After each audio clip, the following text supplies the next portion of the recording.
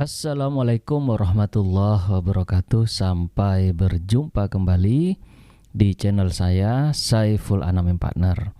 Hari ini saya akan membahas tentang ancaman dari Kominfo terkait dengan belum didaftarnya layanan Meta, Twitter, Telegram, hingga Google. Seperti yang dikutip oleh kompas.com, Kementerian Komunikasi dan Informatika Kominfo mendesak perusahaan teknologi yang ada di Indonesia untuk mendaftar sebagai penyelenggara sistem elektronik atau yang disebut sebagai PSE lingkup privat. Perusahaan teknologi seperti layanan Meta, Facebook, WhatsApp, Instagram yang tidak mendaftar sebagai PSE akan dikenakan sanksi pemblokiran. Nah, tentu pemblokiran ini menuai berbagai macam isu dan juga tanggapan dari publik. Ada yang menyatakan setuju dan juga tentunya juga ada yang menyatakan ketidaksetujuannya.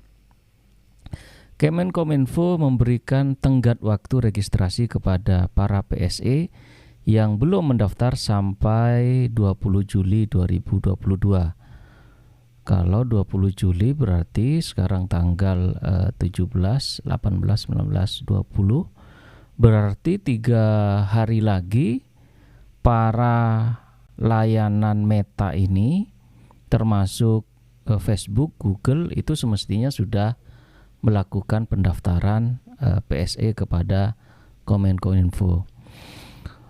Menkominfo Johnny G. Plate sempat mengingatkan kembali agar Google, sekali lagi Google Group ini ya, Google, Facebook, Twitter, untuk segera melakukan pendaftaran di pse.kominfo.go.id.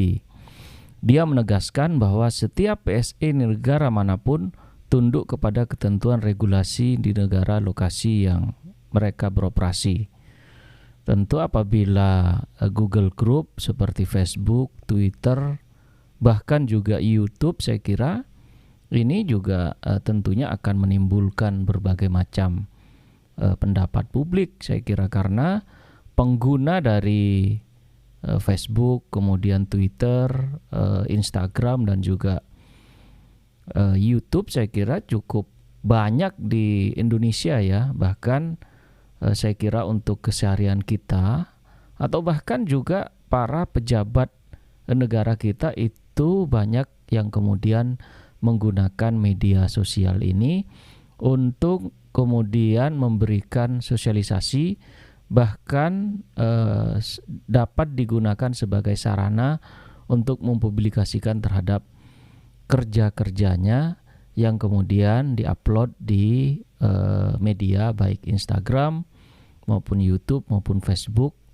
Bahkan email yang digunakan oleh sebagian besar masyarakat kita itu adalah email yang disediakan oleh pihak Gmail atau yang disediakan oleh pihak Google. Maka saya kira kebijakan pemblokiran yang dilakukan oleh Kominfo apabila kemudian para metaverse ini tidak melakukan pendaftaran, maka tentu pada akhirnya akan menuai sebuah pro dan kontra di kalangan masyarakat, karena kita tahu masyarakat kita banyak yang kemudian menggunakan jasa media sosial yang saya kira cukup mudah dan juga murah, karena kita tahu media-media tersebut diberikan secara gratis oleh pihak Google. Dia menegaskan bahwa setiap PSE di negara manapun tunduk kepada ketentuan regulasi di negara lokasi mereka beroperasi. Johnny menyatakan hal tersebut usai pertemuan di 66 PSE besar yang beroperasi di Indonesia pada Juni 2022 lalu. Demi menjaga iklim usaha yang sehat, saya minta kepada perusahaan teknologi baik teknologi nasional maupun teknologi global segera mengambil inisiatif untuk melakukan pendaftaran. Jangan menunggu sampai dengan batas waktu berakhir, ujar Johnny pada Juni lalu, seperti dikutip oleh Antara.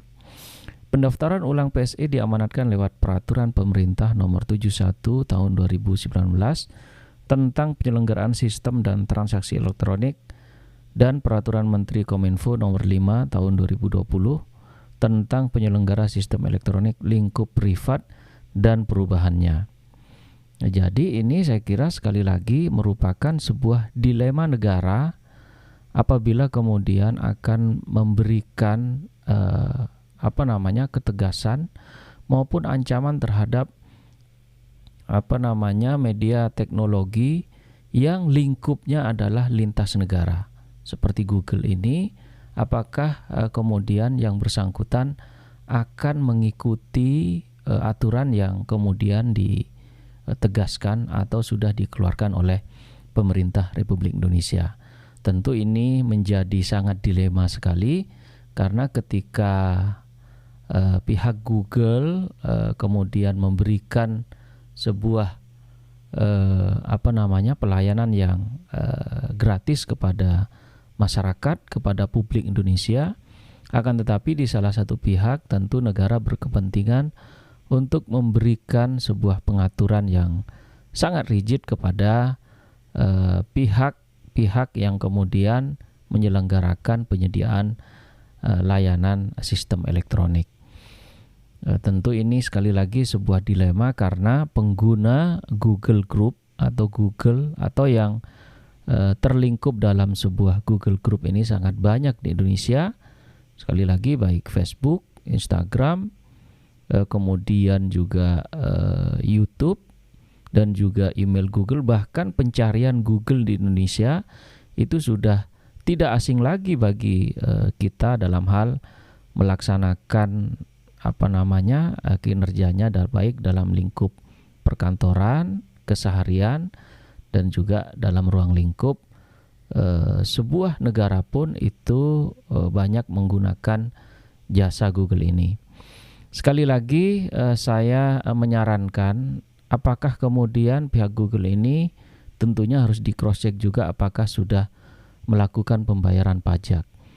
Apabila kemudian pihak Google ini sudah melakukan pembayaran pajaknya secara resmi kepada negara, kenapa kemudian harus melakukan pendaftaran lagi kepada kementerian terkait dalam hal ini Kemenkominfo? Saya kira mestinya cukup kemudian ketika Google dan kawan-kawannya tadi sudah membayar pajak, maka seharusnya secara otomatis kemudian negara cukup memberikan satu pintu kepada pihak Google dan kawan-kawan tersebut, misalnya terhadap pembayaran pajak atau terhadap akun pajak dari Google dan kawan-kawan tersebut, sekaligus sebagai bagian dari terintegrasinya sebuah pendaftaran sistem penyelenggara sistem elektronik atau PSE di Indonesia. Tidak kemudian ketika mereka sudah terdaftar di Dirjen Pajak misalnya,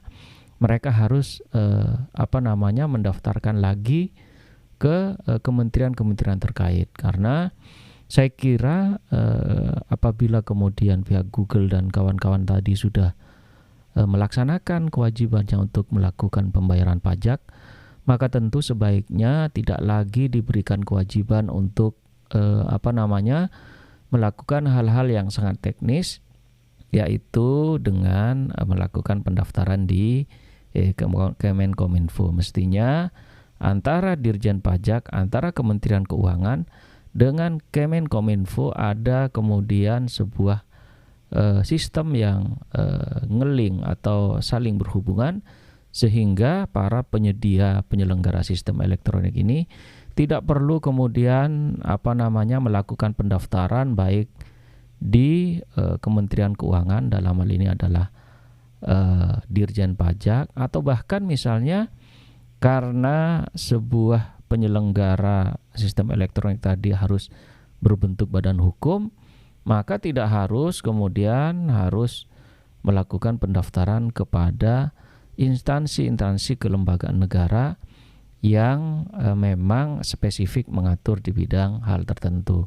Karena saya kira di Kementerian Hukum dan HAM dan juga di Kementerian Keuangan, saya kira perusahaan-perusahaan ini sudah kemudian melakukan pendaftaran atau registrasi.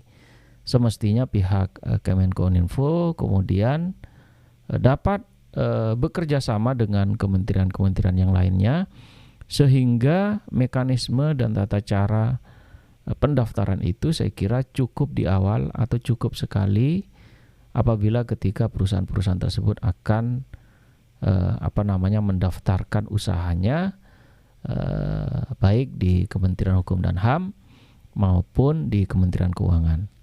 Sehingga kemudian apa yang menjadi sebuah ancaman dari Kominfo ini tidak menuai respon yang cukup negatif dari publik, karena saya kira sekali lagi Google Group atau Google dan kawan-kawannya tadi seperti Facebook, Instagram, kemudian YouTube dan seperti email Google itu sudah sangat familiar di masyarakat kita, sehingga apabila dilakukan pemblokiran maka tentu akan terjadi sebuah pertentangan apakah kemudian Google dan Facebook bahkan Instagram dan juga YouTube tadi merupakan hak yang bersifat privat ataukah Google, Facebook dan juga kawan-kawannya tadi merupakan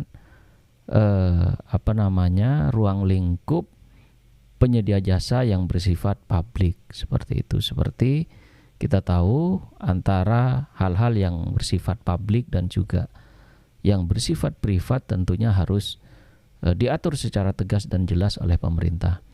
Akan tetapi tentunya pengaturan tersebut tidak membuat ribet, tidak kemudian membuat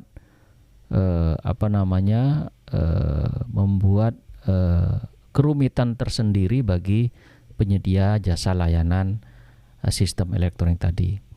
Kemudian saya lanjutkan mengutip peraturan Menteri Kominfo nomor 5 tahun 2020 tentang penyelenggara sistem elektronik atau PSE. Lingkup privat pendaftaran ini bertujuan agar Kominfo bisa mengatasi penyelenggara aplikasi. Nantinya Kominfo bisa mengawasi, mencatat hingga berkoordinasi dengan pihak penyelenggara aplikasi jika terjadi pelanggaran hukum. Selain itu, pendaftaran PSE ini diharapkan akan mewujudkan equal playing field antara PSE dalam dan luar negeri terkait peraturan di tanah air hingga persoalan pemungutan pajak. Selanjutnya, pendaftaran ini juga merupakan salah satu cara agar PSE dapat melakukan pengoperasian layanan sistem elektronik Indonesia. Kominfo juga menjamin keamanan informasi dan data sesuai dengan peraturan perundangan. Untuk diketahui, peraturan menteri ini terbit sejak Desember 2020. Meski sudah tahun, berdasarkan data PSE yang telah melakukan pendaftaran di pse.kominfo.go.id, ada beberapa aplikasi besar belum melakukan registrasi. Aplikasi tersebut mencakup Google, YouTube, layanan Meta, Facebook, Instagram, WhatsApp, Twitter, Telegram, hingga Netflix.